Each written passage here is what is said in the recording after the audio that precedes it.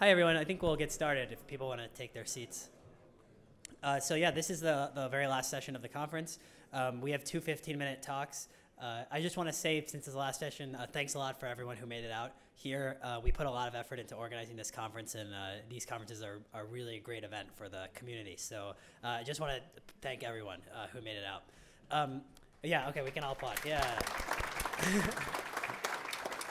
Okay, great. So the first talk in this session is by Romain Rigaud from Cloudera, who's on the Hue team, and he's going to talk about integration work that they've done with Spark in their web application. So let's give a round of applause for the speaker. Thanks.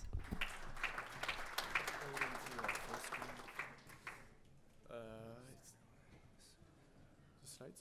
Just the slides? Yeah, just full screen. Cool. Thanks. Yeah, thank you, Patrick.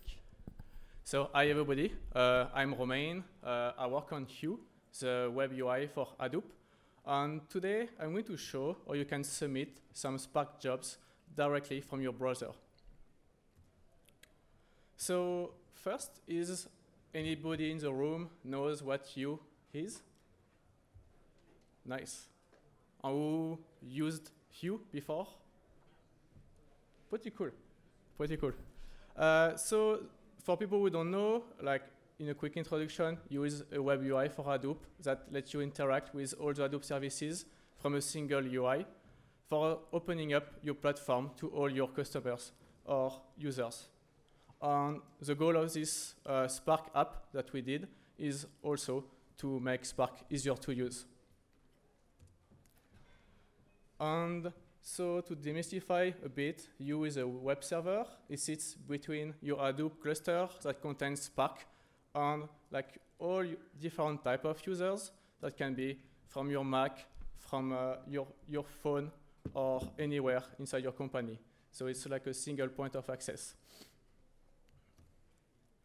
So quick screenshot of the latest Hue, where like the main product in Hue are like a search app where you can drag and drop workflows or like do some SQL with Hive or Impala. And what we just added is a Spark app. So I'm going to describe how the Spark app works. Then I will follow up with a little demo. So the history of the app. So it's like last year, so Spark was picking up and we said, oh, let's do something for Spark. We did the first UI where you could type Python, Java, or Scala. So you had like auto-completion and syntax highlighting. Then you were clicking on run. It will submit the job.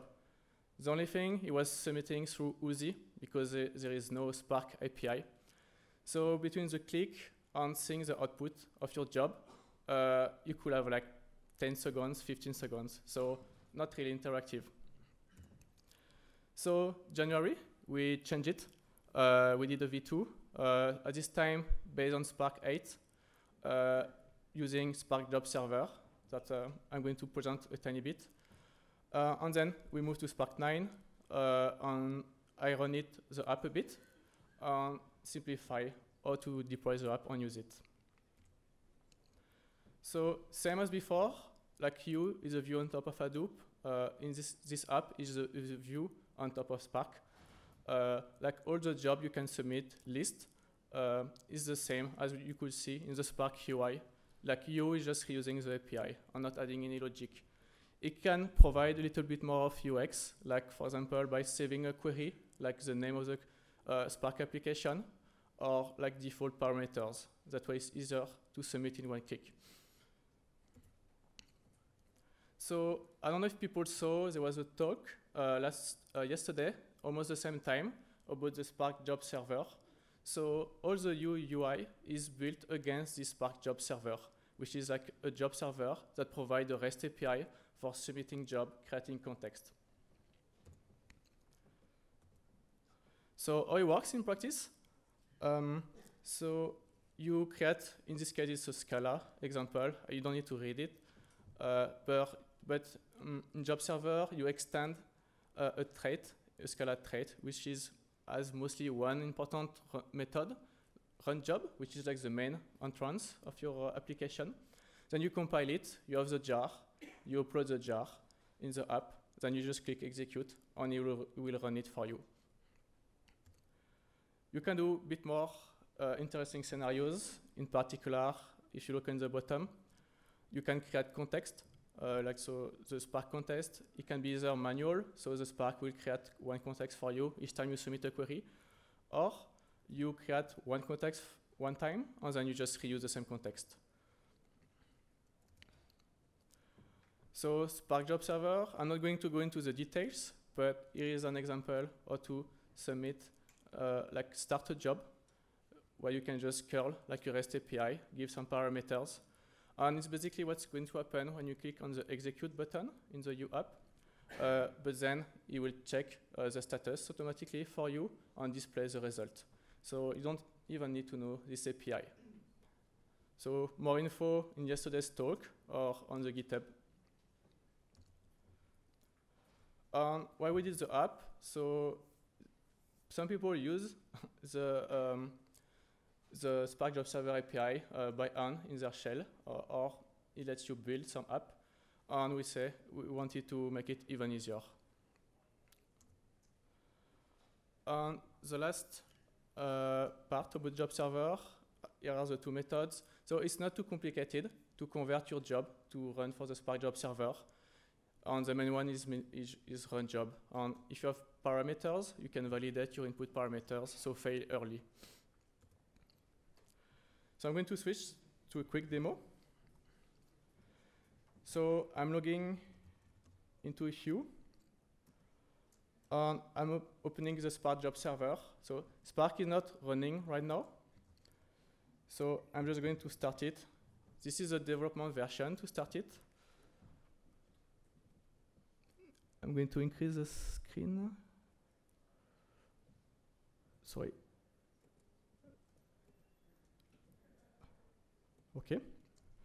And then I just do restart, and it will restart the app. Then I can connect. The UApp will work. And we need to upload the jar file that I described in the schema before. Mainly, I pick up, I already precompiled the jar, which is the example of the Spark application. I'm going to call it demo. If I go to the Oyala GitHub with the Spark Job Server, I have the list of the files or the classes in the jar that I just uploaded. I'm going to run like a basic example, the word count. And you see like the important method, like the main method, is just only 2 lines with an input parameter. If I don't specify the input parameter, it's going to fail, ask me to provide it. So no input stream config. I can just provide it. So here is super simple example, because it will just count the word in this string. But it could be like you put a file on HDFS or something else. And then I'm going to run it. If I'm quick enough, you see it's starting a Spark application. I don't have any worker, so I need to.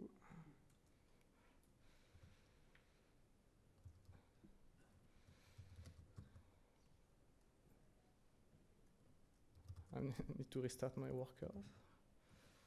Spark.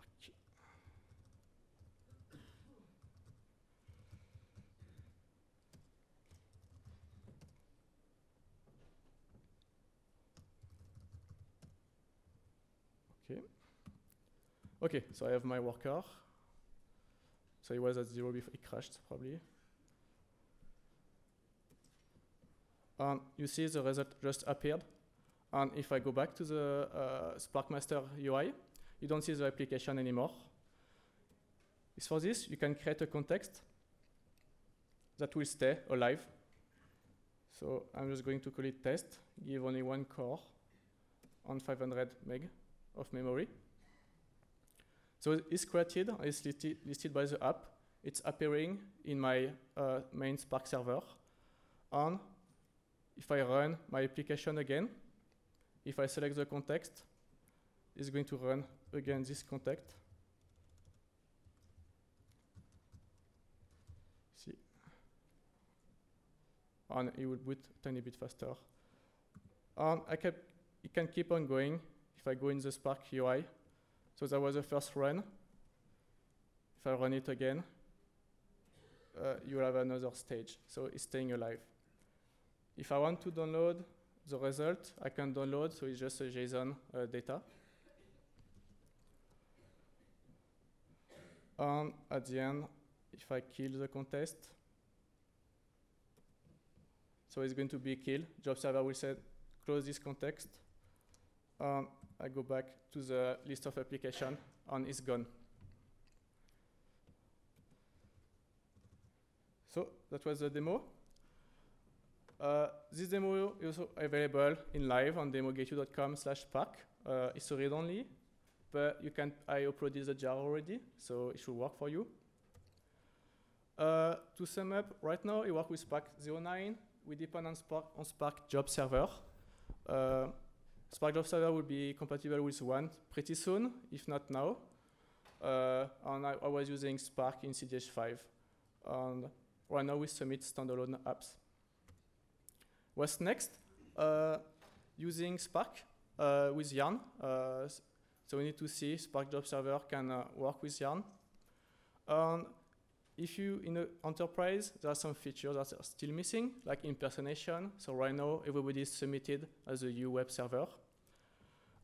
If you have a big data set, you won't do a windowing, so it will return all the data. So if you have a lot of data, it won't work. And there is no Python. And what we are planning to do is, if you do Python or Scala or Java, you might want to just use it like an interactive shell. So it might be nice to add in the Spark Job Server also a shell. That's why you can go back and forth quickly. You don't need to upload a jar like I just did before. And because it's you can get a full integration with HDFS. So you can look in your file directly in one click. There's a file browser app in you. Same with Job Browser if you submit with Yarn. And same if you do Spark on Yarn, or if you want a few more like nice widget, instead of just dumping the JSON, we could have a chart, a bar chart, and you can drill down the data a bit more easily. And last thing is we're also working a lot on you, and we're always hiring, and we're doing team retreats. Next one is in Hawaii, so if you want to join, feel free to talk to me.